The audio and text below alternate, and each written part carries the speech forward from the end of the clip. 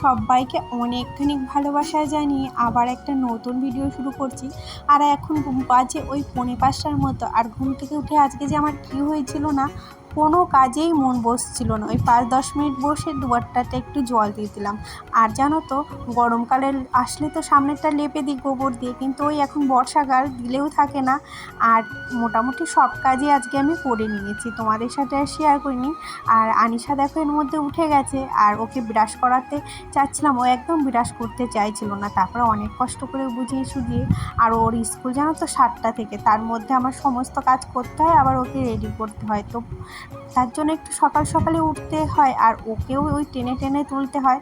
তারপরে চলে এসেছি ঘরে বিছানাটা গোছাতে। আর এই বিছানার চাদরটা না আমার বিয়েতে পেয়েছিলাম জানো তো, তবে পাতানো হয়নি, ওই একবার না দুবার পাতিয়েছি।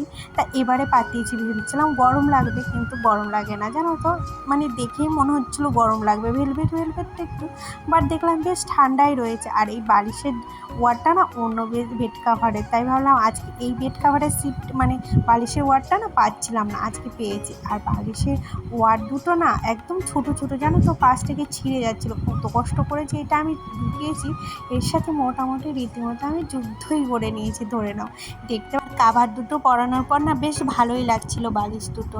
যাই হোক, ভিডিওটা যদি কারো একটুও ভালো লাগে থাকে দেখতে দেখতে, প্লিজ একটা করে কমেন্ট করে যেও, কেননা তোমাদের সাপোর্ট আমার ভীষণ প্রয়োজন। আর আজকে না বেশ একটু রোদ আছে, মানে ছায়া ছায়াই আছে, তাই ভাবলাম আজকে না একটু জ্বালানিতে রান্না করি, অনেক দিন করি না। তবে হ্যাঁ, সমস্তটা তো পারবো না, ভাবলাম ওই ভাত কটা নামাই।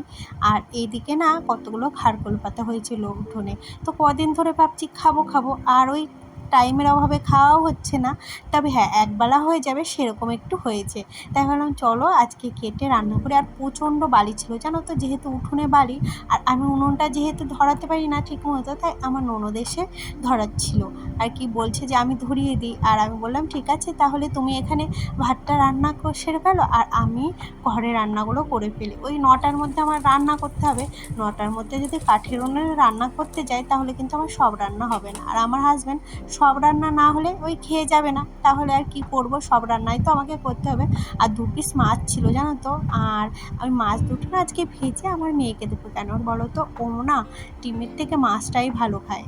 আর ডিম সিদ্ধটা চাপিয়ে এদিকে পিসি আজকে আসবে তালের বড়া বানাতে, তার জন্য চাল কটা না ভিজিয়ে দিলাম। আর কালকে রাতে লুচি করেছিলাম জানো তো, ভাই এসেছিলো, তা অল্প একটু ময়দা ছিল, সেটাই ঢেলে রাখছি আর কি। ওই যে মাসের বাজার করে নিয়ে এসেছি, কিন্তু আমার ওই কৌটোর ভিতর ঢুকানো হচ্ছে না, যেটা ফুরাচ্ছে সেটাই আনছি আর ওই কৌটোর ভিতর ঢুকাচ্ছি। আর কৌটোগুলো না ধুয়েও নিচ্ছি, একবারে দুটো কাজ একসাথে হয়ে যাচ্ছে। আর কি বলো তো, আমাদের বাড়িতে খারকোল পাতা বাটা হলে না আমার সেদিন আর অন্য কিছু লাগে না, আমার খারকোল পাতা বাটা দিয়েই এক থালা ভাত খাওয়া হয়ে যায়। আর এদিকে বাজবো হলো কুমড়ি শাক, তবে হ্যাঁ, কুমড়ি শাকের তরকারি আমার বেশি ভালো লাগে, বাট এই কুমড়ি শাকগুলো না বেশি ডাটা ডাটা ছিল, যার জন্য আর কুমড়ি শাকের তরকারি রান্না করলে না খুব একটা ভালো লাগে না। এই এত কিছু করি, তারপরও না সেই শ্বশুরবাড়িটা কোনো দিনও আপন হয় না। কে কী ভালো খায়, কে কী করে, সম্পূর্ণ কাজটাই প্রায় একা হাতে করি। তাও মাঝে মাঝে ভাবি যে সবার সাথে খারাপ ব্যবহার করব, আর ভাবি যে কদিন কাউকে খেতে দেবো না, দেখি একটু আলাদা হয়েই দেখি মাঝে সাঝে, কিন্তু পারি না জানো তো। ওই বাবা মার শিক্ষা বলে না, আমরা ভাবি তার ছেলে মেয়েকে কত কষ্ট করে মানুষ করেছে, আর আমি যদি তাদের সাথে এসে খারাপ ব্যবহার করি তাহলে কেমন হয় বলো তো। কিন্তু তারা কিন্তু একবারও ভাবে না, কেন জানি না, শ্বশুর শাশুড়াই এরকম হয়। যতই তুমি শ্বশুরবাড়িটাকে আপন করে নাও আর আপন ভাবো, তারা না কোনো দিনও আপন হয় না। আমি এখন বুঝি, তুমি যতই মন দিয়ে ভালোবাসো না কেন, বলে না ওই কথাই আছে যে পর কোনো দিনও আপন হয় না। তুমি যতই তার জন্য করো না কেন, পর পরই থেকে যায়। তুমি যতই ভালোবাসো না কেন, পরের বাড়িটা কিন্তু পরেরই হয়, আর নিজের মা কিন্তু নিজেরই হয়। যাই হোক, অনেক কিছু বলে ফেললাম, হয়তো অনেক সময় খারাপ লাগে বলে কথাগুলো বলি, না হলে বলতাম না, কি বলো তো, কি দরকার আছে। যাই হোক, এদিকে দেখো আনিশার চুলগুলো একটু ছাটাচ্ছি, কেন বলো তো, ওর মানে যেই চুলগুলো একটু বড় হয়েছে সেগুলো কেটে দিচ্ছি, না হলে না ভালো লাগছিল না, তার জন্য ভাবলাম।